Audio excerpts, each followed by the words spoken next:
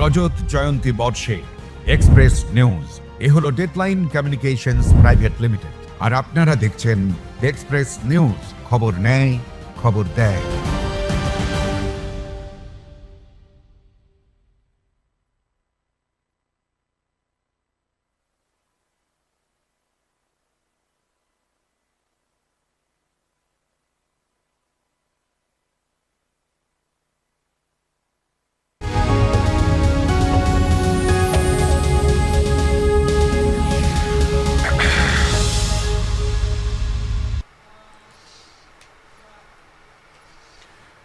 নমস্কার। হাতে গোনা আর মাত্র কটা দিন, আর তারপরই বঙ্গবাসী অন্তত প্রথম দফায় নির্বাচিত করবেন তাদের জনপ্রতিনিধিদের ইভিএমের বোতাম টিপে। আর 4 তারিখে ফাইনাল ফলাফল জানা যাবে, চূড়ান্ত ফল জানা যাবে ঠিক কী ঘটতে চলেছে। তার আগে হাজার রকম মত অন্তত আপনারা টিভি স্ক্রিনে দেখছেন, বিশিষ্টজনদের কাছ থেকে শুনছেন, রাজনৈতিক বিশ্লেষকদের কাছ থেকে শুনছেন। আমরা ওইসব সম্ভাবনার কথার মধ্যে যাচ্ছি না। আমরা এই মুহূর্তে যা ঘটনা পরম্পরা রাজ্যের জেলা জুড়ে চলছে, বিভিন্ন কেন্দ্র ভিত্তিক আলোচনার মধ্যে এই বাংলার ভোট যুদ্ধে আমরা আলোচনা করছি। আপনারা জানেন যে এখানে আমরা বিভিন্ন কেন্দ্রের প্রার্থীদের নিয়ে আসি, বিশিষ্ট রাজনীতিকদের নিয়ে আসি। আজ আমাদের বাংলার ভোট যুদ্ধে এমনই একজন মানুষ রয়েছেন যার পশ্চিমবঙ্গ রাজনীতির ইতিহাস যদি আলোচনা হয় তাহলে তার নামে অন্তত বেশ কতগুলো পাতা সংরক্ষিত থাকবে। আমি এই মুহূর্তে কথা বলছি বাঁকুড়া থেকে। আজ আমাদের স্টুডিওতে এসেছেন সিপিআইএমের বরিষ্ঠ নেতা এবং অত্যন্ত পরিচিত মুখ, এক নামে সবাই চিনবেন, অমিয় পাত্র। অমিয়দা, আপনাকে স্বাগত জানাই এক্সপ্রেস নিউজের স্টুডিওয়। আর অমিয়দার মতন মহিরুহের সামনে আমি ওনার সম্পর্কে ব্যাখ্যা করবো, এটা একটুখানি আমার কাছে আশঙ্কার কারণ হচ্ছে মানুষ জানেন, চেনেন এই মানুষটাকে। দুবারের বিধায়ক এবং সংসদের নির্বাচনেও তিনি অংশ নিয়েছেন। ঘটনা পরম্পরায় কয়েকটা দশক ধরে শুধু বাঁকুড়া নয়, রাজ্য রাজনীতির ওঠা পড়ায় অঙ্গাঙ্গিভাবে জড়িত থেকেছেন এই মানুষটি। এবং বঙ্গ রাজনীতির কথা যদি বলি, সম্যক ধারণা রাখেন, শুধুমাত্র নিজের দল নয়, আনুপূর্বিক যে সমস্ত দলগুলো এই মুহূর্তে এবারের নির্বাচনে অন্তত লোকে বলছেন, মানুষ বলছেন যে লড়াইয়ে রয়েছেন, বাকি যারা নেই, এই সমস্ত দলগুলো সম্পর্কেই তিনি ওয়াকিবহাল ধারণা রাখেন। আজ আমরা কথা বলবো বাঁকুড়ার যে বিধানসভা কেন্দ্রগুলো রয়েছে, সেই বিধানসভা কেন্দ্রগুলো ধরে ধরে আলোচনা হবে। তবে তার আগে আমি জানতে চাইব যে কেন্দ্রীয় তালিকার নিরিখে যদি ধরি, বাঁকুড়া একটা পিছিয়ে থাকা জেলা হিসেবেই কিন্তু পরিগণিত আজ পর্যন্ত। আপনার কাছে জানতে চাইছি, আপনার এই দীর্ঘ রাজনৈতিক জীবনে বাঁকুড়ার সাথে জড়িয়ে থেকে, মাটির সঙ্গে জড়িয়ে থেকে কি কি সমস্যা উপলব্ধি করেছেন? এখন যে সরকার রয়েছে, যারা ওখানকার বিধায়ক, সেই সমস্যাগুলো মেটাতে তারা কতখানি কার্যকর ভূমিকা রাখছেন? অমিয়দা, আমি আপনার প্রথম কথাটার সঙ্গে একমত হতে পারছি না। বাঁকুড়া পিছিয়ে পড়া এটা অনেক দিন ধরে শুনে আসছি, কিন্তু বাঁকুড়া কিছু কিছু ক্ষেত্রে এগিয়েওছে, যেটা সেভাবে হাইলাইটেড হয়নি। আমাদের জেলার ছেলেমেয়েরা লেখাপড়ায় খুব ভালো। প্রায় প্রত্যেক বছর মাধ্যমিক উচ্চ মাধ্যমিক পরীক্ষায় প্রথম 20 জনের মধ্যে বাঁকুড়ার 3-4 জন থাকে, প্রথম স্থান দ্বিতীয় স্থানও থাকে। পঠন পাঠনের দিক থেকে বিভিন্ন স্কুলের যেভাবে লেখাপড়া শুরু হয়েছিল এবং ক্রমাগতভাবে আদিবাসী, কুর্মী, অন্যান্য অনগ্রসর সম্প্রদায়ের ছেলেপুলেরা তারা যেভাবে স্কুলমুখী হচ্ছিল, সেখানে আমরা মনে করি না যে আমাদের রাজ্যের অগ্রবর্তী জেলাগুলো থেকে বাঁকুড়া কোনো ক্ষেত্রে পিছিয়ে আছে। এটা ঠিক যে বাঁকুড়ার আর্থ সামাজিক ক্ষেত্রে উন্নয়নের কতগুলো প্রতিবন্ধকতা ছিল, সেটা অর্থনৈতিক কারণে। বাঁকুড়ার যা রিসোর্স আছে তার উপরে দাঁড়িয়েই আপনাকে ভাবতে হবে। যে বাঁকুড়াকে কি করে এগিয়ে নিয়ে যাব।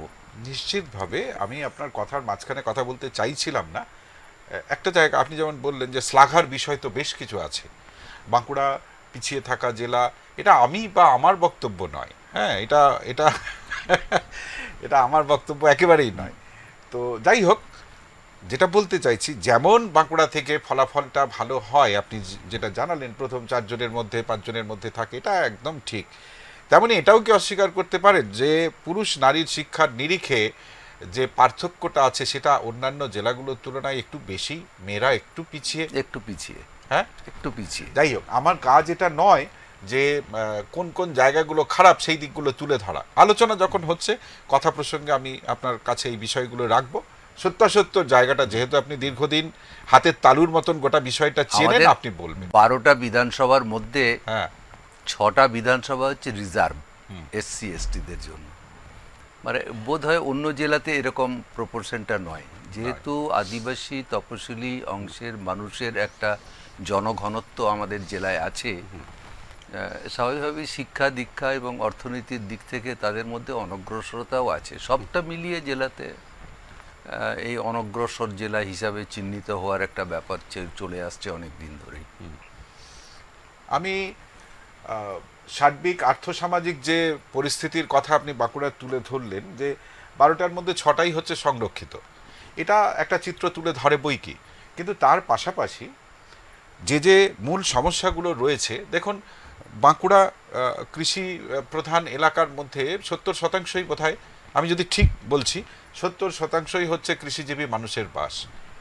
বেশ কয়েকটা বিধানসভা ক্ষেত্র আছে যেখানে কিন্তু সেচের সুচারু ব্যবস্থা নেই। একই সঙ্গে পানীয় জলের সমস্যা, খরার সমস্যা আপনার কয়েকটা বিধানসভা ক্ষেত্রে অত্যন্ত প্রকট। এবার জঙ্গলমহল সংলগ্ন আদিবাসীদের যে এলাকা, তাদের কিছু নিজস্ব অসুবিধার জায়গা আছে, সেগুলোও কিন্তু সেভাবে অ্যাড্রেসড হচ্ছে না। এরকম তো আরও বিবিধ ইস্যুজ আছে, আমি আলোচনায় আসব। কিন্তু আপনার কাছে জানতে চাইছি, মূল ধরুন 5টা সমস্যার কথা যদি বলি বাঁকুড়ার, এই 5টা সমস্যা কি কি, আর যারা এই মুহূর্তে শাসন ক্ষমতায় রয়েছেন, যারা বিধায়ক, তারা কেমন কাজ করছেন আপনার নিরিখে? আপনি যদি সমস্যার কথা বলেন, তাহলে আমাদের প্রধান সমস্যা হচ্ছে কাজের সমস্যা, কর্মসংস্থান। আগে বাঁকুড়া থেকে অনেকে পরিযায়ী শ্রমিক হিসাবে বর্ধমান হুগলিতে কাজ করতে যেত। বাম আমলে সেটা বন্ধ হয়েছিল। বিশেষ করে পঞ্চায়েতগুলো কাজকর্ম করার ফলে এলাকায় যেটুকু অর্থনৈতিক উন্নয়ন এবং বাড়তি কাজের সুযোগ সৃষ্টি হয়েছিল, তাতে করে খুব একটা বেশি মানুষকে আর বর্ধমান হুগলিতে কাজ করতে যেতে হয়নি। কিন্তু এখন সেই সমস্যাটা খুবই প্রকট, মানে অন্য প্রদেশে যাচ্ছে, এমনকি দেশের বাইরেও যাচ্ছে। এই যে শ্রমশক্তি নানাভাবে শোষিত হচ্ছে, কম মজুরিতে তাদেরকে কাজ করানো হচ্ছে, এমনকি অনেক সময় মৃত্যুর সঙ্গে পাঞ্জা দিয়েও কাজ করতে হচ্ছে, বড় জীবনের ঝুঁকি নিয়েও কাজ করছে। তো এখন এই যে অবস্থাটা তৈরি হয়েছে, এই অবস্থাটা অতীতে কখনো ছিল না। এটা আমাদের জেলায় এখন একটা বড় সমস্যা। দ্বিতীয়ত একটা সমস্যা হচ্ছে যে মজুরির হার বেঁচে থাকার উপযুক্ত নয়। আমরা তো এটা বিশ্বাস করি যে কনজিউমার প্রাইস ইন্ডেক্সের সঙ্গে সামঞ্জস্য রেখে মিনিমাম ওয়েজটা নির্ধারিত হওয়া উচিত, কিন্তু আমাদের রাজ্যে সেটা হয় না। এবং অন্য যে কোনো রাজ্যের তুলনায় যারা ক্ষেত মজুর, খেটে খায়, ডেলি ওয়েজ আর্নার যারা, তারা সব থেকে কম মজুরি পায় এই পশ্চিমবাংলায়। বাঁকুড়াতে সেটা আরেকটু কম। এক্স্যাক্টলি, আমি এটাই বলতে চাইছিলাম যে পশ্চিম বাংলায় অন্যান্য জেলাগুলো যদি নদিয়ার সঙ্গে তুলনা করা হয়, তাহলে আমাদের ডাবল নদিয়া। একদমই, এটাই তো প্রশ্নের একটা বিষয়। যাই হোক, কর্মসংস্থান এবং মজুরির যে কথা বললেন, এটা তো অত্যন্ত গুরুত্বপূর্ণ বিষয়। এর পাশাপাশি যেটা বলছিলাম, দেখুন, 70% মানুষ কৃষিজীবী। আর কৃষিজীবী মানে শুধু নয়, অধিকাংশই হচ্ছে ক্ষুদ্র কৃষক, এবং এদের বিভিন্ন রকম সমস্যা রয়েছে, প্রান্তিক সমস্যা রয়েছে। এই সমস্যাগুলো কতখানি অ্যাড্রেসড হয়? আর এই মুহূর্তে এবার যেহেতু নির্বাচনটা একেবারে দৌড় গোড়ায়, আপনি কর্মসংস্থানের কথা বলেন, এটা নিশ্চয়ই ভাবে একটা ইস্যু। এর পাশাপাশি আর কোন ইস্যু? আর ইস্যু হচ্ছে যে কৃষক তার ফসলের দাম, ন্যায্য দাম পায় না, দাম পায়, ন্যূনতম দাম। এখন এই নির্বাচনের আগে আলু চাষিদের কি দুর্বিষহ অবস্থা আপনি চোখে না দেখলে বুঝতে পারবেন না। আলু ক্ষেত থেকে তোলাই হয়নি, ও মাটির তলাতেই থেকে গেছে, ওটা তুলে রাখবে কোথায়? তার যে খরচ সেইটুকু হ্যাঁ, দাম মানে তার আসবে ওইটা না। তুলে যে বস্তার মধ্যে রাখা হবে, যে প্যাকেটের মধ্যে রাখা হবে, তার দাম 10 টাকা থেকে বেড়ে 40 টাকা হয়েছে। আর আলুর দাম যা মিনিমাম 12 টাকা কিলো বিক্রি হওয়া উচিত ছিল, সেটা এখন 1 টাকা 3 টাকা কিলো। রাজ্য সরকার, কেন্দ্রীয় সরকার কারো কোনো মাথা মাথা ব্যথা ব্যথা নেই নেই এই বিষয়টা ব্যাপারে। না, সাধারণ দর্শক এবং এই সমস্যাটা কৃষকরা সমাধান করতে পারবে না। এই কারণেই যে এক্ষেত্রে সরকারের একটা বড় আমাদের ভূমিকা 1 রাখা কোটি উচিত। 80 লক্ষ মেট্রিক টন আলুর উৎপাদন হয়েছে। আমরা পশ্চিমবাংলার মানুষ এক বছরে আলু খাই 70 লক্ষ মেট্রিক টন। তার তাহলে মানে 1 কোটি 10 লক্ষ যে উদ্বৃত্ত, হ্যাঁ। এটা অন্য রাজ্যের বাজারে বিক্রি করতে হবে। আর তা নাহলে এটাকে সংরক্ষণ করার জন্য আরও আমাদের সংরক্ষণ ক্যাপাসিটি বাড়াতে হবে। আমাদের Cold কোল্ড storage স্টোরেজের বাড়াতে। ক্যাপাসিটি হচ্ছে 80 লাখ মেট্রিক টন। তাহলে এটা অনেকটা নষ্ট হয়ে তাহলে গেল। সরকার এগিয়ে না আসলে কৃষকদের পক্ষে এই সমস্যার সমাধান করা সম্ভব? আর এটা এবছর হয়েছে এরকম মনে করার কোনো কারণ নেই, এর প্রত্যেক বছর হবে।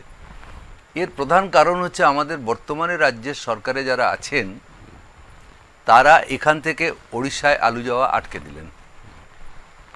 এখন এক গাড়ি আলু যদি ব্যবসায়ীরা উড়িষ্যাতে নিয়ে যায়, তাহলে তাকে 50,000 টাকা পুলিশকে তোলা দিতে হয়, যার ফলে ব্যবসায়ীরা আর এই কাজটা করছে না। এখন সরকারকে এগিয়ে আসতে হবে, সংরক্ষণের ব্যবস্থা করতে হবে, যাতে ব্ল্যাক মার্কেটে তাকে রাসায়নিক সার কিনতে না হয় সেটা একটু দেখতে হবে। একটা বস্তার উপরে লেখা আছে রিটেল প্রাইস 470 রুপিস, সেটা 1100 টাকায় বিক্রি হচ্ছে। কেউ দেখবে না, পুলিশ দেখবে না, প্রশাসন দেখবে না, মন্ত্রীরা দেখবে না। আর এই সব কাজের মধ্যেই তো আমাদের যারা জনপ্রতিনিধি, তারা কি আলুর সমস্যাটা নিয়ে বিধানসভার মধ্যে কোনো কথা বলেন? বলেন না। যে স্কুল থেকে ছেলেমেয়েরা ছিটকে যাচ্ছে, আমি ওদের হিসাবেই বলছি, সরকারের হিসেব, ড্রপ আউট হিসেবে। হ্যাঁ, যে 5-এ যে ছেলে মেয়ে ভর্তি হয়, ক্লাস 10-এ যাওয়ার মধ্যে প্রায় 25 জন ছেলে মেয়ে ছিটকে যায়। শতকরা 25 জন। 100 জনে 25 জন, এরা 10 পর্যন্ত পৌঁছাতে পারে না। এখন তো নামি দামি কলেজ আর এই আমাদের জেলার গ্রামীণ এলাকার কলেজ, সব জায়গায় সিট খালি। যা যা পর্যাপ্ত স্টুডেন্টই হচ্ছে না, যা ভর্তি করার কথা সেই ক্যাপাসিটি সেটা আসছে না। হচ্ছে না। প্রাইমারি স্কুলে ছাত্র কমছে, হাই স্কুলে ছাত্র কমছে, কলেজে ছাত্র কমছে, ইউনিভার্সিটিতে ছাত্র কমছে। আপনি এটা দেখবার কেউ নেই। সার্বিকভাবে এটার পেছনে কারণটা কি বলে মনে করেন? বেসরকারি স্কুল, কলেজ, ইউনিভার্সিটির রমরমা হওয়ার কারণটা কি? এটা কি ইচ্ছাকৃত? একটা হচ্ছে নাকি- প্রাইমারি সেকেন্ডারিতে আগ্রহটা কমেছে, টিচারের অভাব। পঠন পাঠন সরকারি স্কুলে ঠিকমতো হয় না। একটা অংশ সরকারি স্কুল থেকে বেসরকারি স্কুলে চলে যাচ্ছে। আর সবথেকে বড় কারণ যেটা, সেটা হচ্ছে লেখাপড়া শেখার পরে কাজের কোনো ব্যবস্থা নেই। সেজন্য আর লেখাপড়া শিখতে যাচ্ছে না, যেতেই যখন হবে চলো চেন্নাই যাই, আমি চলো একটু ব্যাঙ্গালোরে ইন্টারাপ্ট যাই। করি। সেটা হচ্ছে যে দেখুন, আপনি যে কথা বলছেন যে বেসরকারি স্কুলগুলোর প্রতি, তাদের পঠন পাঠনের প্রতি অভিভাবকদের আস্থা বাড়ছে, ভরসা বাড়ছে, সেখানে সরকারি স্কুলগুলো অতটা পাচ্ছে না। এখানে কিন্তু একটা বিষয় হচ্ছে, আর্থিক সচ্ছল বাবা মা যারা সমর্থ, তাদের ক্ষেত্রেই এটা হচ্ছে। এবার যদি বাঁকুড়ার মতো জায়গা বলেন, আমি আপনার কাছে জানতে চাইছি, সেখানে তো চিত্রটা সামান্য হলেও অন্যরকম। সেখানে তো সরকারি স্কুলগুলো ভালোভাবে চলা উচিত ছিল, নয় কি? হ্যাঁ, এখন এখন আমি বোঝাতে পারলাম কি না, বলছি? ঠিক। হ্যাঁ। মানে যতগুলো ক্লাস, যতগুলো পিরিয়ড শিক্ষকদের ক্লাস নিতে হয়, সেই সংখ্যক শিক্ষক না থাকলে বেশিরভাগ ক্লাস হয় না। আপনি একটা ফিচার এখন দেখবেন যে স্কুল আওয়ার্সের মধ্যে ছেলেমেয়েরা সাইকেলে করে টিউশনি পড়তে যাচ্ছে। বেলা 11টায় দেখবো, বেলা 12টায় দেখবো, 2টোর সময় দেখবো, তাহলে স্কুলে কখন পড়ে? কারণ স্কুলে যে লেখাপড়াটা হয় তাতে অভিভাবকরা স্যাটিসফাইড নয়, ছাত্রছাত্রীরাও অনেকে স্যাটিসফাইড নয়। এইটা আগে ছিল না। আরো এখন আরো এটা- দু একটা কথা বলি স্কুল সম্পর্কে। দেখুন, স্কুলের শিক্ষক, তার কাজ হচ্ছে ছাত্রদের পড়ানো।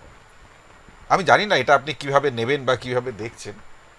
তার কাজ যদি হয় ডিমের সংখ্যা কত, তার কাজ যদি হয় আলু কত এলো, এবং এক্ষেত্রেও ব্যাপক গণ্ডগোলের খবরও আমরা বিভিন্ন সময়ে পাই। এরপর ধরুন নির্বাচন কমিশনের কাজ, এক একটা স্কুলে যা যা চিত্র দেখেছি আমি ওটা, যে স্কুল আর চলার অবস্থা নেই, আপনার পাঠ্যক্রম শেষ হবে এই জায়গা নেই। এ তো শুধু স্কুলের কথা বলছি, এরপর তো স্বাস্থ্য পরিষেবায় আসবো। আপনার কি মনে হয় না যে স্কুলে সুষ্ঠু পঠন পাঠন দিতে গেলে শিক্ষককে পড়ানোর পরিবেশটাও দেওয়া জরুরি, অবশ্যই। এবং সেইটে অনেক ক্ষেত্রে কিন্তু ব্যাহত হচ্ছে? আপনি কি মনে করেন? একদমই ঠিক, একদমই ঠিক। এখন কোনো কোনো মাস্টারমশাইয়ের এটা আছে যে ছেলেদেরকে পড়ানোর থেকে মিড ডে মিলের দায়িত্বটা পালন করা বোধহয় তার পক্ষে লাভজনক, সেটা করছেন অনেকে। আর সরকারের পক্ষ থেকেও এটা করা হচ্ছে যে স্কুলে ছাত্রছাত্রী হাজির হোক বা না হোক, তোমাকে 90% স্টুডেন্টের অ্যাটেন্ডেন্স দেখাতে হবে। তবে তাদের চালটা, তাদের ডালটা, তাদের পয়সাটা কোথায় যাচ্ছে? আমি তো একজন হেডমাস্টারকে বললাম যে আপনার কোমরে দড়ি পড়বে, আপনার স্কুলে 250 ছাত্রছাত্রী আসে, আপনি 900 দেখাচ্ছেন। বললো যারা আমার কোমরে দড়ি লাগাবে তারাই আমাকে এটা করতে বলেছে।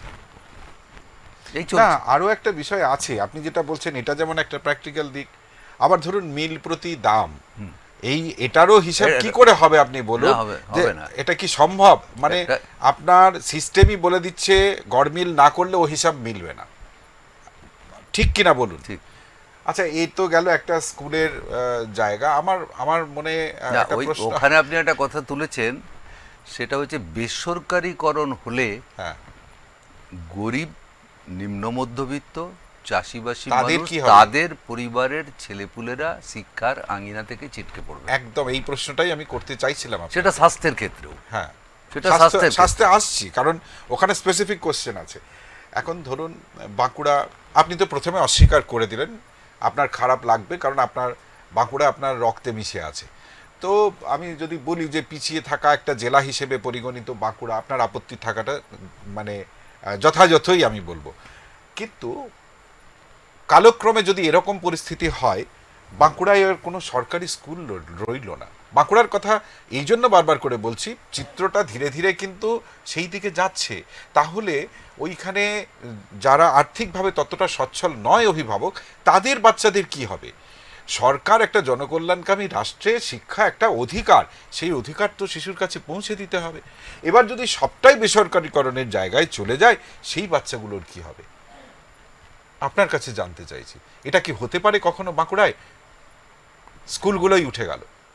না, স্কুল উঠতে শুরু করেছে। হ্যাঁ, 8200 স্কুল আমাদের রাজ্যে বন্ধ হয়েছে। সরকারের পলিসির জন্যেই স্কুল কমছে, মদের দোকান বাড়ছে। এখন অন্য রাজ্যেও কমছে, কিন্তু উত্তরপ্রদেশেও স্কুল বন্ধ হচ্ছে, গুজরাটেও স্কুল বন্ধ হচ্ছে। কিন্তু আমি উত্তরপ্রদেশ বা গুজরাটের সঙ্গে বাংলার তুলনা করব কেন? আমরা তো শিক্ষায়, সংস্কৃতিতে, শিল্পে অনেক এগিয়ে ছিলাম। যে কারণে আপনি আমার অভিমানের কথা বললেন, সেটা হচ্ছে বাঁকুড়া জেলার জন্মের পর থেকেই বাঁকুড়া অনগ্রসর, পিছিয়ে পড়া জেলা, জনজাতি অধ্যুষিত জেলা। কিন্তু উন্নয়নের যদি 10টা ইন্ডিকেটর থাকে, তাহলে 2টো ইন্ডিকেটরে আমরা ভালো করছি। সেইটা কবে হাইলাইটেড হবে? এইটা যদি আমি জেলার মানুষকে বোঝাতে না পারি যে এই 2টো জায়গায় তো আমরা ভালো করতে পারছি, তাহলে আর বাকি জায়গাগুলো কেন করতে পারবো না? একটু হাইলাইট করুন প্লিজ। শিক্ষা। হ্যাঁ, এটা কি সার্বিক নাকি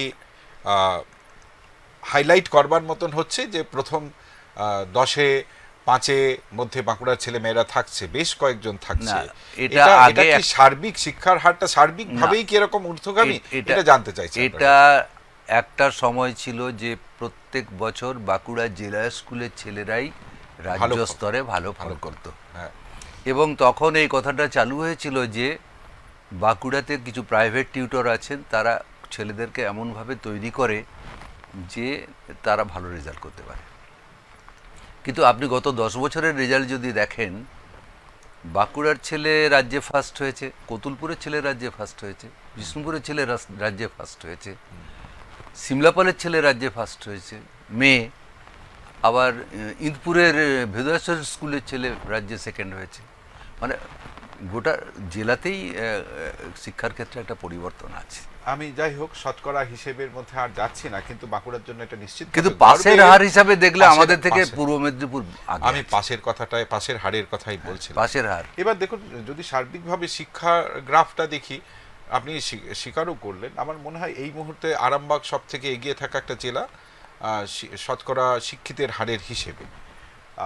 তো সেই নিরিখে যদি বলি বাঁকুড়া বেশ বেশ অনেকটাই পিছিয়ে, এটা নিয়ে কোনো সংশয় নেই। নারী পুরুষের যদি শিক্ষার হারের আনুপাতিক বিষয়টা সেটা তো দেখি, আমরা একটু সেক্ষেত্রে একটু পিছিয়ে আছে। যাই হোক, এ তো সার্বিক একটা আলোচনার জায়গা, কিন্তু এখন তো ভোট মরশুম, ন্যাচারালি একটু ভোট নিয়েই কথা আমরা বলবো। শিক্ষার কথা হলো, স্বাস্থ্যের কথা বলি। দেখুন, এই ভোটের সময় স্বাস্থ্য মানে হসপিটালগুলো থেকে অনেক স্বাস্থ্যকর্মীকে ভোটের কাজে লাগিয়ে দেওয়া হয়েছে। আচ্ছা, এটা ছেড়ে দিয়ে বলুন, আপনার বাঁকুড়ায় যে বিধানসভা ক্ষেত্রগুলো রয়েছে, স্বাস্থ্য পরিষেবা মানুষ কেমন পান সার্বিক দিকটা? আর কতগুলো জায়গা আছে যেখানে ভালো পান না, এটা আমি জানি, আপনার কাছে বললেও আপনি স্বীকার করবেন। এখন আগে লোকেরা কোয়াক ডাক্তারের কাছে চিকিৎসা করতো এবং তাতেই খুব স্যাটিসফাইড ছিল, ডাক্তারবাবু দেখেছেন ভালো। বেশ। এখনকার মানুষের চিন্তা ভাবনাটা এতটাই পরিবর্তন হয়েছে যে স্পেশালাইজেশন আছে এমন ডাক্তারের কাছে ছাড়া যাবে না, দেখাবে না। এক্স্যাক্টলি। এমবিবিএস কে তারা ডাক্তারই মনে করে না। তো এমডি এমএস এইসব খোঁজে টোজে। সেই জন্য এখন সুপার স্পেশালিটি হাসপাতাল, বাঁকুড়া মেডিকেল কলেজ ছেড়ে দিয়ে এই দুর্গাপুরে একটা প্রাইভেট হাসপাতালে চিকিৎসা করাতে হামেশাই আসে। একাধিক দুর্গাপুরে সেরকম হাসপাতাল আছে। আগে দুর্গাপুরের লোকেরা বাঁকুড়া মেডিকেল কলেজে চিকিৎসা করাতে যেত, বাঁকুড়া মেডিকেল কলেজের এতটাই সুনাম ছিল। এখন বাঁকুড়া মেডিকেল কলেজ থেকে রেফার্ড হয়ে দুর্গাপুরের প্রাইভেট জায়গাতে চিকিৎসা করাতে আসছে। এটা বলতে আপনি কি বোঝাতে চাইছেন যে এই গত 15টা বছরে পরিস্থিতির মধ্যে এরকম কিছু পরিবর্তন এসেছে যার জন্য বাঁকুড়া থেকে মানুষকে আসতে হচ্ছে দুর্গাপুরে, এটা বলতে চাইছেন নাকি অন্য কিছু ইঙ্গিত করছেন? বলতে চাইছি যে বাঁকুড়া মেডিকেল কলেজ আগে যে পরিষেবাটা দিতে পারতো সেটা ডিটোরিয়েট করে। বেশ। কারণ হচ্ছে শিক্ষক ডাক্তার, হ্যাঁ, তারা বেশিরভাগ কলকাতা কেন্দ্রিক। সপ্তাহে 1 দিন 2 দিন ক্লাস নেওয়ার জন্য আসতে হয়, সেই দিনটায় আউটডোর ইনডোর যা করার করে দিয়ে চলে যান। সব সময় আমরা ডাক্তারদের পাই না। আর যাদের প্র্যাকটিস ভালো জমে গেছে বাঁকুড়াতে, তারা বাঁকুড়াতে সপ্তাহে 7 দিনই থাকে। স্বাস্থ্য ক্ষেত্রে একটা দিক আপনি তুলে ধরলেন, পানীয় জলের সমস্যা, জলসেচের অবস্থা, এ নিয়ে কি বলবেন? বাঁকুড়াতে পানীয় জলের সমস্যাটা খুবই গভীর সমস্যা। আমাদের সময় আমরা অনেক বক্তৃতা করে বলেছি যে আগে লোকেরা কোনোদিন টিউবওয়েল দেখেনি, বামফ্রন্টের আমলে পঞ্চায়েতগুলো টিউবওয়েল করে দিয়েছে গ্রামে গ্রামে। কিন্তু এই টিউবওয়েল মানুষ এখন বাতিল করে দিয়েছে, তারা এখন বলছে pipe water supply. Pipe water সাপ্লাইয়ের একটা চেষ্টা 2019-এ সুব্রত মুখার্জি যখন আমাদের ওখানে এমপি দাঁড়িয়েছিলেন, তখন ওটা ঘোষণা করা হয়েছিল যে জনস্বাস্থ্য কারিগরি দপ্তর বাঁকুড়া পাইপ ওয়াটার সাপ্লাইয়ের ব্যবস্থা করবে। সেটা ঠিকই যে এশিয়ান ডেভেলপমেন্ট ব্যাংক থেকে লোন নিয়ে একটা পানীয় জলের প্রকল্প শুরু হয়েছিল। একটা বড় কোম্পানি সেটা এক্সিকিউট করছে, এলএনটি। মানে আমার তো ধারণা যে এলএনটি যে কাজটার দায়িত্ব নেয় তারা ভালোই করে। কিন্তু 26 থেকে এখনো পর্যন্ত পানীয় জল সরবরাহের কাজ শুরু হয়নি, লাইনও কমপ্লিট হয়নি। তার মানে মানুষ যতক্ষণ না পানীয় জলটা পাচ্ছে ততক্ষণ পর্যন্ত আমি বলতে পারি না যে এই প্রকল্পটা সফল, সার্থক, উদ্যোগটা ভালো। কবে শেষ হবে সেটাও বলা যাচ্ছে না, এই সংকটটা আছে আমাদের। বাঁকুড়া সদর ইন্দাস পানীয় জলের অভাবটা গ্রীষ্মকালে কি মারাত্মক আকার নেয়? ইন্দাসের থেকেও বেশি হচ্ছে আমাদের পুরুলিয়া সংলগ্ন এলাকাগুলো, শালতড়া, ছাতনা, ইদপুর, রানীবাঁধ। দেখুন, সমস্যা যা আছে, ডেভেলপমেন্টাল অ্যাক্টিভিটিস কি হওয়া দরকার সেগুলো নিয়ে তো একটু কথা হলো। এবার সরাসরি নির্বাচনের প্রসঙ্গে আসি। এবারের নির্বাচনে একটা বাইনারি রাজ্য জুড়ে চলছে, যে লড়াইটা দ্বিমুখী। আপনার বাঁকুড়ার পরিস্থিতিটা কি এখন? আপনি অনেকটা ওই রাজনীতির ক্ষেত্রটায় সর্বক্ষেত্রেই পরামর্শ দেওয়ার মতন একটা জায়গায় রয়েছেন, অভিজ্ঞতা সেই রকম, মানুষজন আপনাকে, আপনার দলের লোকেরা মান্যগণ্য করে। আমার খুব জানতে ইচ্ছে করছে যে এবারের নির্বাচনটা কি দ্বিমুখী লড়াইয়ের জায়গা, না বাঁকুড়াতে আপনার উপর একটা বড় আশার জায়গা, যেটা আপনার দল অন্তত করে বলে জানি, বাঁকুড়াতে লড়াইয়ে যদি বামেরা আছে, আপনি আছেন, তাই এটা কিভাবে ব্যাখ্যা করবেন? অ্যাকচুয়ালি ব্যক্তি বিশেষের কোনো ক্যারিজমা প্রভাব তাতে আমার খুব আস্থা নেই। আচ্ছা, একটা দল তার মতাদর্শ সেটাই প্রধান শক্তি। গোটা পশ্চিমবাংলার যা পরিস্থিতি তা থেকে বাঁকুড়াকে আলাদা করে দেখার কোনো সুযোগ আমাদের নেই। আচ্ছা, এটা ঠিক যে এখন রাজনীতির হালচাল অনেকটাই বদলে গেছে। যে ইস্যুগুলো এতক্ষণ আলোচনা করছিলাম আমরা, যেটা রাজনীতির বৃত্তের মধ্যে, ক্যানভাসের মধ্যে থাকার কথা, স্বাস্থ্য, শিক্ষা, পানীয় জল, কর্মসংস্থান, পরিবেশ, দূষণ, বিদ্যুৎ, হ্যাঁ, দূষণ, এইগুলো এখন নির্বাচনে বা রাজনীতির পরিমণ্ডলে চর্চার পিছনের বিষয়ই সারিতে, নয়। পিছনের সারিতে, হ্যাঁ, এখন হচ্ছে মন্দির, মসজিদ, হিন্দু, মুসলমান, রোহিঙ্গা, অনুপ্রবেশকারী, এইসব নিয়ে ভোট হচ্ছে, যেগুলো ভোটের ইস্যু হওয়ার কথা নয় সেটা এখন ইস্যু, আর যেগুলো ইস্যু হওয়ার কথা সেগুলো নন ইস্যু। দৈনন্দিন যে জায়গাগুলো, যে ইস্যুগুলো মানুষের আলোচনায় থাকা উচিত, যার সাথে মানুষের জীবন জীবিকা নির্ভর করে, সেইগুলো এখন ইস্যুতে পিছনের দিকে চলে গেছে। অন্য যে ইস্যুগুলো, এটা তো রাজনৈতিক দলগুলোর একটা মানে সুনির্দিষ্ট পরিকল্পনা বলুন, তারা যা করতে চেয়েছেন সেটা মানুষ নিয়েছেন, তাছাড়া তো এরকমটা হওয়ার কথা নয়। আমার খুব পরিচিত পরিমণ্ডলে, পাড়ায়, গ্রামে, হ্যাঁ, আমাকে জিজ্ঞাসা করলে আমি বলি যে লোকেরা এটা বলে যে তৃণমূলকেই ভোটটা দিলাম, আচ্ছা, কিংবা কেউ বলে বিজেপিকেই ভোটটা দিলাম। হ্যাঁ, আমি তাদের বলি যে তুমি নিজেকে কবে ভোট দেবে? ভোটের পরে 4 তারিখে তুমি দেখবে সবুজ আবির নাহলে গেরুয়া আবির, এই নাচানাচি ইত্যাদি, ওরা জিতলো, তুমি কবে জিতবে? আলু চাষি কবে সুফল পাবে? কি আরজি করের ওই ডাক্তার মেয়েটি কবে বিচার পাবে? কি তোমার ঘরের বেকার ছেলে, তার সামনে চাকরি পাওয়ার বন্ধ রাস্তাটা কবে খুলে যাবে? কিংবা 100 দিনের কাজ করে যে লোকগুলো বেঁচেছিল তারা আবার কবে 100 দিনের কাজ করতে পারবে? এগুলো তোমার ইস্যু। যদি তোমার ইস্যুগুলোকে বাঁচিয়ে রাখতে চাও, তোমার দাবিগুলোকে আদায় করতে চাও, তাহলে তোমাকে জিততে হবে। বিজেপি জিতলে হবে না, তৃণমূল জিতলে হবে না। এই তুমিটা কে? এই তুমিটা কে? তুমিটা হচ্ছে মানে গরিব, খেটে খাওয়া, মধ্যবিত্ত, কৃষক, ছোট ব্যবসায়ী, কুটির শিল্পী, অসংগঠিত ক্ষেত্রের লোকজন, এই মানুষ, এরা যদি এককাট্টা হয়ে নিজেদের দাবি আদায় করার লড়াইটাকে শক্তিশালী করে, তাহলে সেদিন মানুষ জিতবে। এখন তো মানুষ বলে কোনো বস্তু নেই। আমার এটাই খুব খারাপ লাগে, আপনি হিন্দু, আমি মুসলমান। আমরা যে এতদিন ধরে বোঝাবার চেষ্টা করছি যে এটা গরু, এটা ছাগল, এটা ভেড়া, এটা মানুষ। কিন্তু ওটাই আপনি যে কথাগুলো বলছেন মানুষকে স্পর্শ করবে, নিশ্চয়ই স্পর্শ করবে, কিন্তু ভোটের বাক্সে গিয়ে প্রতিফলিত হচ্ছে না। মানুষ, আমরা জানি যে পাগলেও নিজের ভালো বোঝে, তাহলে মানুষ প্রত্যাখ্যান করছে কেন?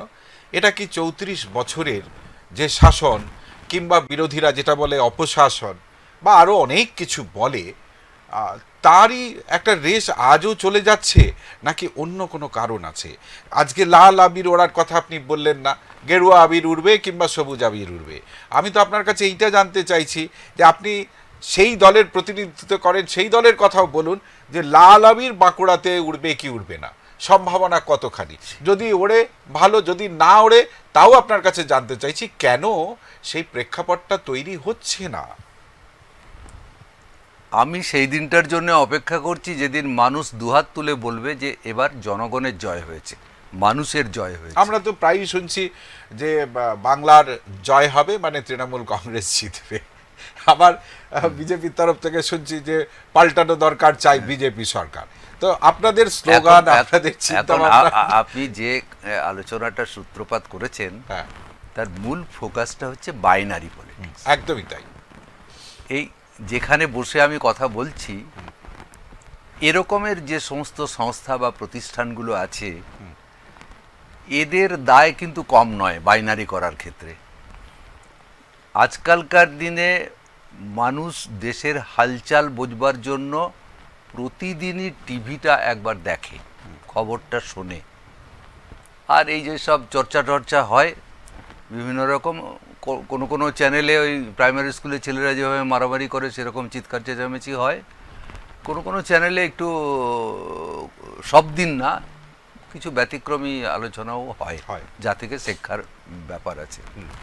কিন্তু সেখানে যেটা দেখানো হয় যে ঠিক আছে, তৃণমূল অন্যায় করছে, তৃণমূল দুর্নীতিগ্রস্ত, তৃণমূল গণতন্ত্রটাকে ধ্বংস করে দিয়েছে, স্কুল কলেজ কোঅপারেটিভ থেকে শুরু করে পঞ্চায়েত পৌরসভা যে নির্বাচন হয় না বা নামকাওয়াস্তে নির্বাচনের একটা অভিনয় করা পার্ট হয়, তো চুকে গেছে এইসব।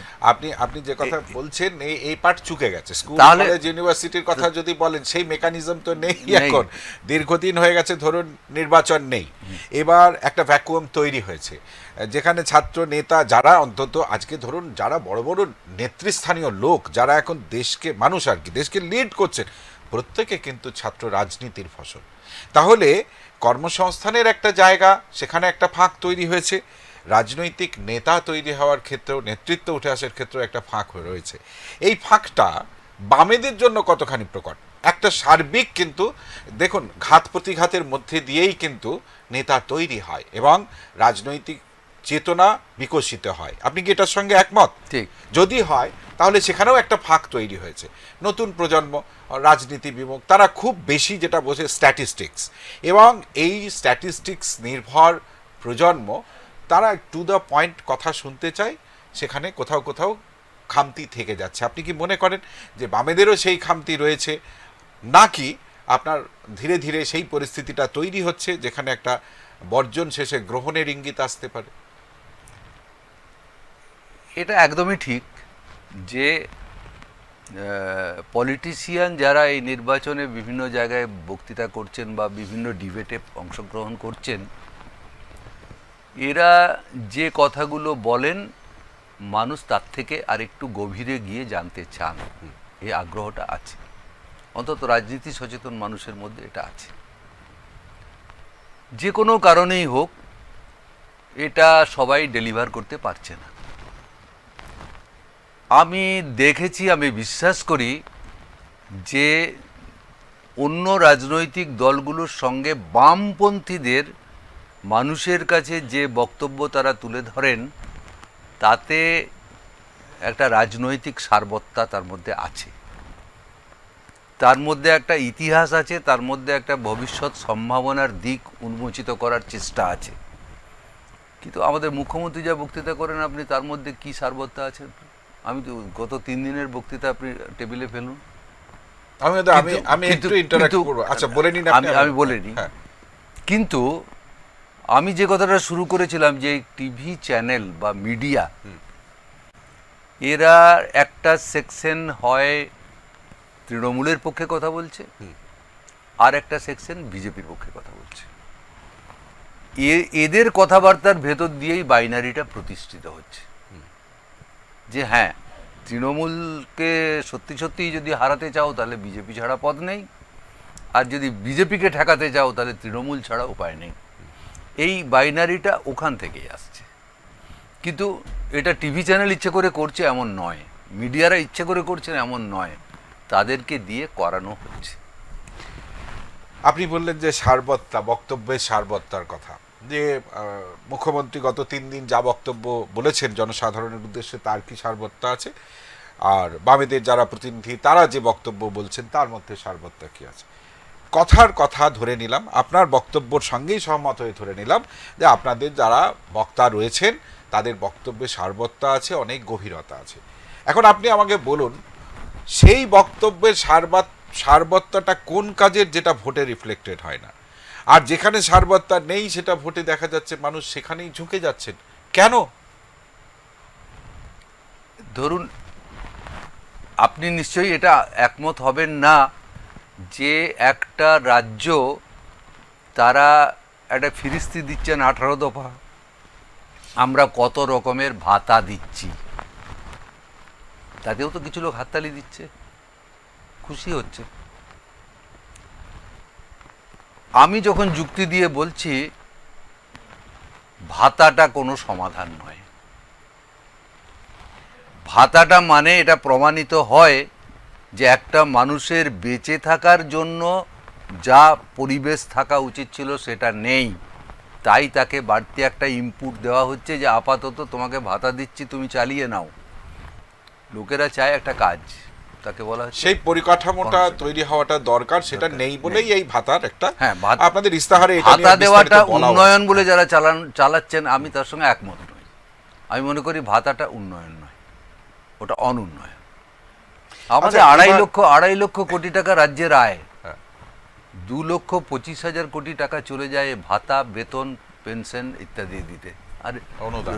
পিচ রাস্তার তাপ্পি মারা, হ্যাঁ। তাপি মারাতে আর 25,000 টাকা থাকে সরকারের হাতে। উন্নয়ন হবে এতে? বাঁকুড়ার নির্বাচনের কথা যদি বলি, উন্নয়ন, কৃষি সংকট, বেকারত্ব, দুর্নীতি, কোনটা মূল ইস্যু হতে চলেছে এবারের নির্বাচনে? আমাদের ছোট মাথায় অনেক জিনিস ঢোকেনি। আমরা 34 বছর গভর্নমেন্ট চালিয়েছি, বালির দাম যে প্রায় সোনার দামের মতো হতে পারে এই কাণ্ডজ্ঞানটাই আমাদের হয়নি। আমরা বুঝতেই পারিনি যে বালিতে এত টাকা হয়, পাথরে এত টাকা হয়, কয়লাতে এত টাকা হয়, গরু পাচার সত্যি, করেও টাকা হয়। এটা কি সত্যি?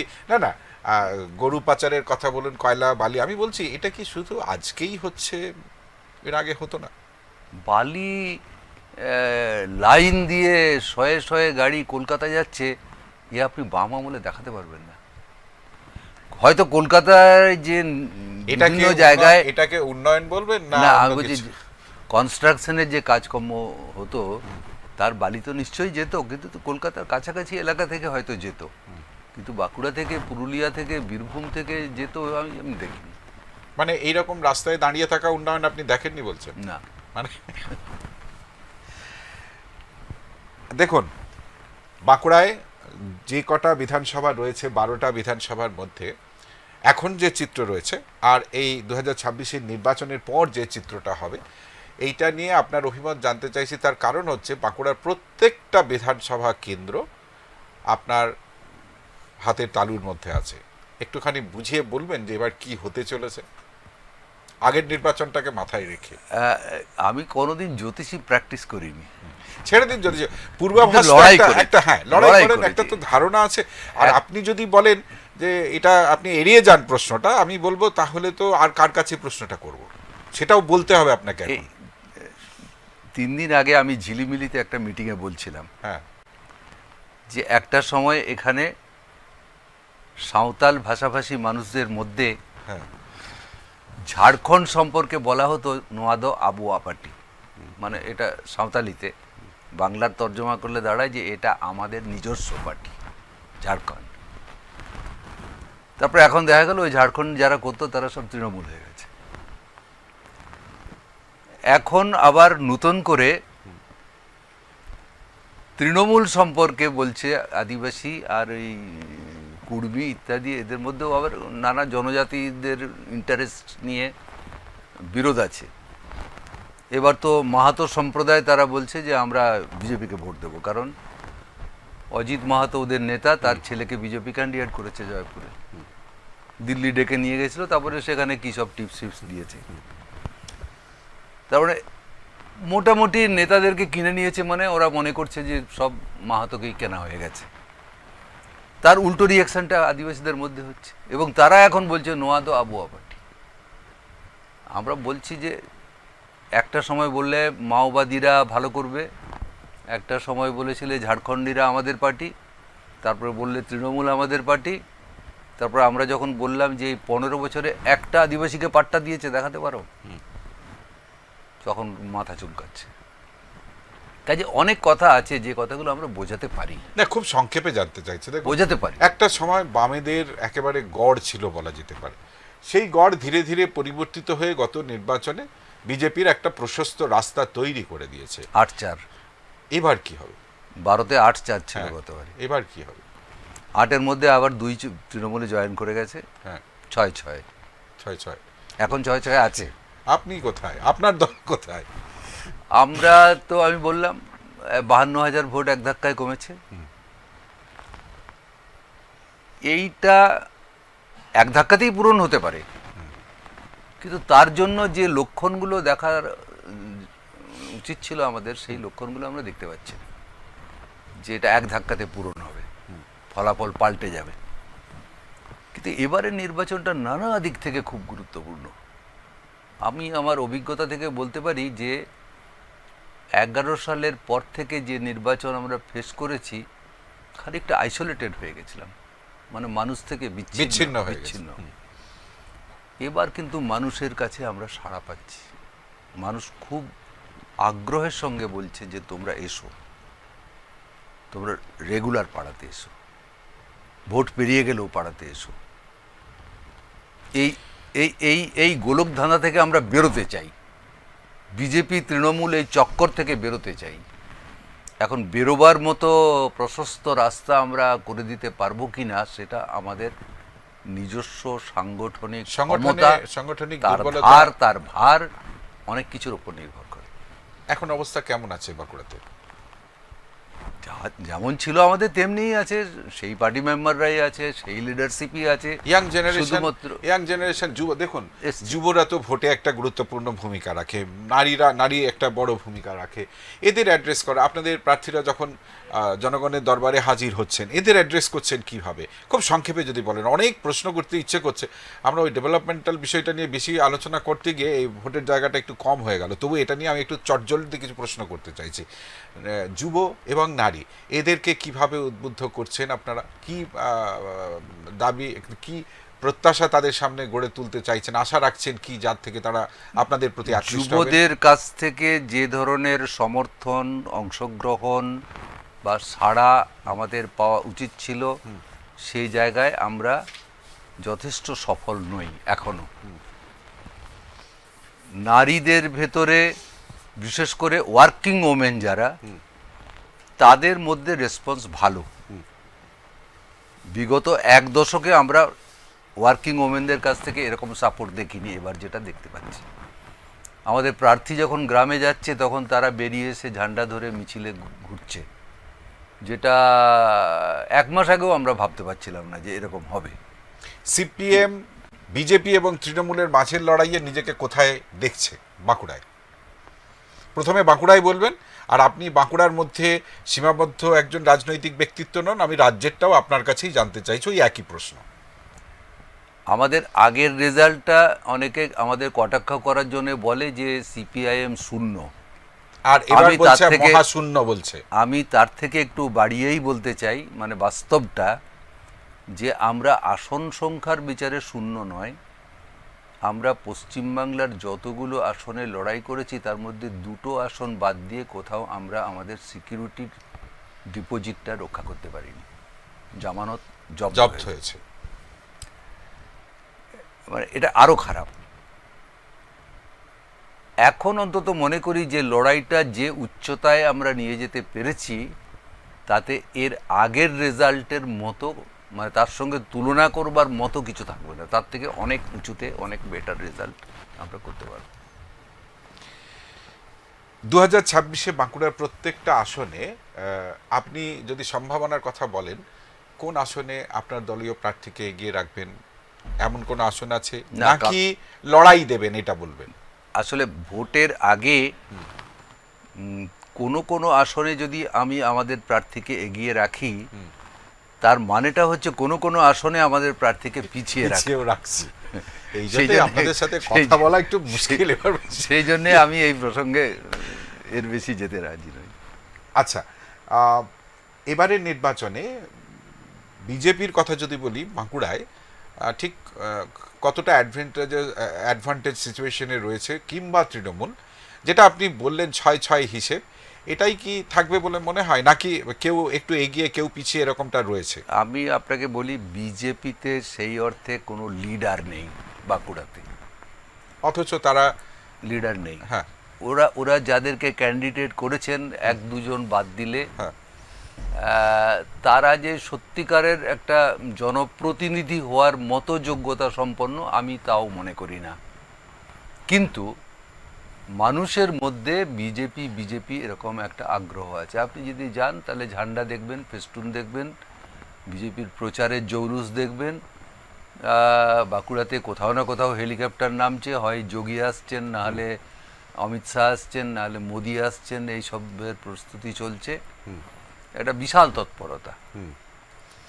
কিন্তু তলাতে সত্যিকারের আমাদের যে অর্গানাইজেশনের নেটওয়ার্ক আছে তার ধারে পাশে বিজেপি যেতে পারবে না। আমরা এখনো একটা ব্লকে যত মানুষকে সমবেত করতে পারি সেটা বিজেপি পারবে না, কোনো একটা ব্লকে পারবে না। আচ্ছা কিন্তু ওরা যা ভোট পাবে হ্যাঁ সেটা আমাদের থেকে বেশি। আচ্ছা, এই যে বামের ভোট রামে চলে যাওয়া যেটা শুনি, এবারের নির্বাচনেও কি সেই বিষয়টা থাকবে, নাকি বামের ভোট বামের ঘরে আসতে পারে? এটা একটা প্রশ্ন। এবার ঠিক বামের ভোট রামে যাওয়া, এই যে কথাটা আগে বলেছিল, হ্যাঁ এখন ওই কথাটা পুরানো হয়ে গেছে বলে ওরা একটু ওটাকে পরিবর্তন করে কৌশলে এটা বলার চেষ্টা করছে যে আমরা বামপন্থী। আমরা অভিজ্ঞতা থেকে এটুকু বুঝেছি, একবার বিজেপি না এলে বামরা ফিরবে না। আমি বললাম এই অঙ্কটা আমাকে একটু বোঝাও দেখি। তো বলল একবার যদি বিজেপি আসে তাহলে একটা দল উঠে যাবে। উঠে যাবে মানে? বললো তৃণমূলের অফিসের আর চাবি খোলার লোক থাকবে না, যে কটা তৃণমূল আছে রাতারাতি বিজেপিতে জয়েন করে যাবে, একটা দল উঠে গেল। এর পরের যখন ভোট হবে তখন বাইনারি হবে সিপিএম আর বিজেপি। এটা যারা বলছে তারা বোকার মতো বলছে, এরকম নয়। এটা আরএসএস ওদের মাথায় এই কথাটা ঢুকিয়েছে, তাই বলছে। দেখুন, এবারের নির্বাচনটা যদি বলি তৃণমূলের জন্য অ্যাসিড টেস্ট, যদি বলি বিজেপির জন্য অ্যাসিড টেস্ট, ঠিক সেই অর্থেই কিন্তু বামেদের জন্য অ্যাসিড টেস্ট। আমাদের কাছে প্রত্যেকটা নির্বাচন অ্যাসিড টেস্ট। না, এবার ধরুন জোটটা, আপনার জোট সঙ্গী কংগ্রেস নেই, কেমন? তো এটার কি আলাদা করে কিছু একটা মাপজোক হবে এই নির্বাচনের পর? যাই ফলাফল হোক, একক শক্তিতে হয়েছে, কিছু বোঝা যাবে আলাদা করে? এটা আরো আগে হলে খারাপ হতো না। আচ্ছা আচ্ছা, শেষ প্রশ্ন আপনার কাছে। দেখুন, এই এসআইআর অনেক রকম শুনছেন তো সব কিছু। আমার কাছে যতটুকু মনে হয় 1,18,000 সম্ভবত মানুষ এবার তালিকার বাইরে চলে গেছেন। এইটার কোনো ইম্প্যাক্ট আপনার বাঁকুড়ার ভোটে পড়বে কিনা? পড়লে সেটা আপনাদের জন্য কতখানি কার্যকরী হবে, বা অন্য কোনো দলের জন্য? এটা আমার শেষ প্রশ্ন। আমি এসআইআর-এর সমর্থক, কারণ একটা নির্দিষ্ট সময় অন্তর ভোটার তালিকাটা একটু ঝাড়াই বাছাই হওয়া উচিত, কারণ প্রচুর মৃত লোকের নাম অন্যত্র থাকে। এটা সকলেই কিন্তু এই কথাটা বলেছেন। এসআইআর এর বিরোধিতা করতে গিয়ে যেটা বলা হচ্ছে, একজনও বৈধ ভোটারের নাম যেন বাদ না যায়। এটা বুঝতে পারলাম। আমি বলছি এই যে 1,18,000 নাম বাদ গেল, আমি ভোটার শব্দটা ব্যবহার করছি না এখানে, যে কোনো কারণেই হোক, তো এই যে এতগুলো নাম বাদ গেল, এটার ফলে সুবিধে কারা পাবে? না, এটা বক্তৃতা করার সময় 1,18,000 ফিগারটা বললে লোকেরা একটু তাকা হয়ে যেত, তাই এত লোক বাদ গেছে, কিন্তু ব্যাপারটা ওরকম নয় একদমই। এর মধ্যে যারা মৃত তাদের তো বাদ যাওয়ারই কথা। এর মধ্যে যারা অন্যত্র বা নট ট্রেসেবল তাদের বাদ যাওয়ারই কথা। এর মধ্যে যাদেরকে শুনানিতে ডাকা হয়েছিল একবার দুবার নোটিশ পাঠিয়ে, বিএলও বাড়িতে গিয়ে বলে আসার পরেও যারা আসেনি, শুনানিতে আসেনি, তাদের বাদ যাওয়ারই কথা। তার বাইরেও তো আরো কিছু, তার বাইরে 27 লক্ষ। বেশ, এই 27 লক্ষ যে বাদ গেছে, এরা একাধিকবার ভোট দিয়েছেন। এদের অনেকের নাম 2002 সালের ভোটার লিস্টে ছিল। এরা জলজান্ত বেঁচে আছেন, কিন্তু নেই, কিন্তু লিস্টে মানে এরা আমাদের সহনাগরিক, আপনারও একদমই আমারও। তাই, আমি এটাই বলছি যে এই সুবিধাটা কারা পাবে। এইটার জন্য সত্যিই একটা দুশ্চিন্তা হয় যে ভারতবর্ষে একটা নির্বাচন হচ্ছে একটা অঙ্গরাজ্যে, যেখানে আমাদের 27 লক্ষ সহনাগরিক এবং প্রায় বৈধ ভোটার, তারা তাদের ভোটাধিকার প্রয়োগ করতে পারবে না। এরা কে সিপিআইএম, কে কংগ্রেস, কে বিজেপি, এটা আমার কাছে একদমই বড় কথা না। একজন মানুষ এই ডেমোক্রেসিতে তার রাইটটা এক্সারসাইজ করবে। আমি আমি আমি বুঝতে পারছি অমিত, আপনি যেটা বলছেন সেটা কিন্তু আপনার সাথে আমি একমত, কিন্তু এইটা যে নিয়ে প্রশ্নটা আপনার কাছে রাখছি আমি সেটা সরাসরি উত্তরটা পাচ্ছি না। উত্তরটা কেউ এটা বলছেন যে এর মধ্যে অনেক হিন্দুর নাম কাটা গেছে, কেউ বলছেন না শুধু মুসলমানদের টার্গেট করা হয়েছিল বলে মুসলমানই 75% কাটা গেছে। আমি এইটাতে বিশ্বাস করি যে ভোটার কারো বাবার নয়। বেশ, আজকে যে তৃণমূলকে অন্তত ভোট দিচ্ছে সে কালকে আমাকে দেবে না, পারে, এটা নিয়ে কোনো সংশয়ের জায়গা নেই। আমি অনুষ্ঠান যেহেতু একেবারে সময় শেষ হয়ে গিয়েছে, আমি শেষ 30 সেকেন্ড আপনার কাছে একটাই অনুরোধ রাখতে চাইবো। অনুরোধ না, বিষয়টা এরকম যে আমরা প্রত্যেকটা অনুষ্ঠানই যদি পার্টির প্রতিনিধি হন তাহলে তাকে তার ভোটারদের উদ্দেশ্যে যদি কিছু বলতে চান সেটা বলতে অনুরোধ করি। আপনি যদি বলতে চান আপনার বাঁকুড়ার মানুষদের বা যারা এই মুহূর্তে অনুষ্ঠান দেখছেন তাদের, যে আপনাদের প্রার্থীদের ভোট দেবেন, কেন দেবেন, সেটা যদি বলতে চান 30 সেকেন্ডের মধ্যে একটু কাইন্ডলি গুছিয়ে বলে দিন। আমরা সর্বত্র এই কথাটাই বলি যে ভোটটা আপনার ভবিষ্যৎ, আপনার সন্তান সন্ততির ভবিষ্যৎ, এই রাজ্যের ভবিষ্যৎ, এই দেশের ভবিষ্যৎ, এইটাকে মাথায় রেখেই আপনাকে দিতে হবে। অনেকে অনেক কথা বলবে, কিন্তু আপনার রাজনৈতিক সচেতনতাটাকেই ব্যবহার করুন যাতে আগামী দিন আমরা পশ্চিমবাংলাতে এই বাইনারির চক্কর থেকে বেরিয়ে আসতে পারি এবং সত্যিকারের একটি জনদরদি সরকার প্রতিষ্ঠিত করতে পারি। সেজন্য বাম প্রার্থীদেরই আপনাকে ভোট দিতে হবে। আমি অনুরোধ করব এই কারণেই যে আজকের দিনে বিধানসভার অভ্যন্তরে যে লড়াই, সে লড়াইয়ে গরিব, খেটে খাওয়া মানুষ, শ্রমিক, কৃষক, মধ্যবিত্ত বা সাধারণ মানুষের কথা বলার কোনো লোক সেখানে নেই। আপনাদের ইস্যুগুলো সেখানে আলোচিত হয় না। ওখানে যদি সেই ইস্যুগুলো আলোচনা করতে হয় তাহলে আপনাদের বামপন্থীদেরকেই নির্বাচিত করে পাঠাতে হবে। রাস্তায় দাঁড়িয়ে যে আন্দোলন করছেন সেটাকেও শক্তিশালী করতে হবে, সংসদের অভ্যন্তরে যে লড়াই সেটাকেও শক্তিশালী করতে হবে। একমাত্র বামেরাই সেটা করতে পারে। অনেক ধন্যবাদ অমিয়দা। আমরা কথা বলছিলাম বিশিষ্ট রাজনীতিক সিপিআইএম বরিষ্ঠ নেতা অমিয় পাত্রর সঙ্গে এবং দীর্ঘক্ষণ আলোচনা হলো বাঁকুড়ার ইস্যু নিয়ে, তার পাশাপাশি রাজ্য রাজনীতিরও কিছু কথাবার্তা হলো।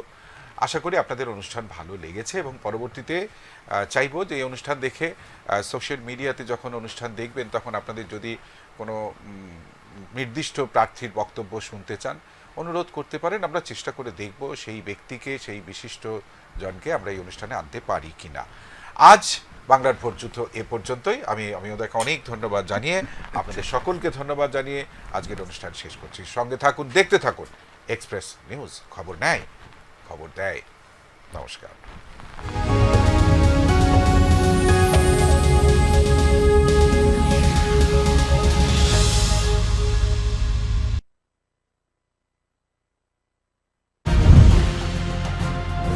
রজত জয়ন্তী বর্ষে এক্সপ্রেস নিউজ এ হলো ডেডলাইন কমিউনিকেশনস প্রাইভেট লিমিটেড, আর আপনারা দেখছেন এক্সপ্রেস নিউজ। খবর নেয়, খবর দেয়।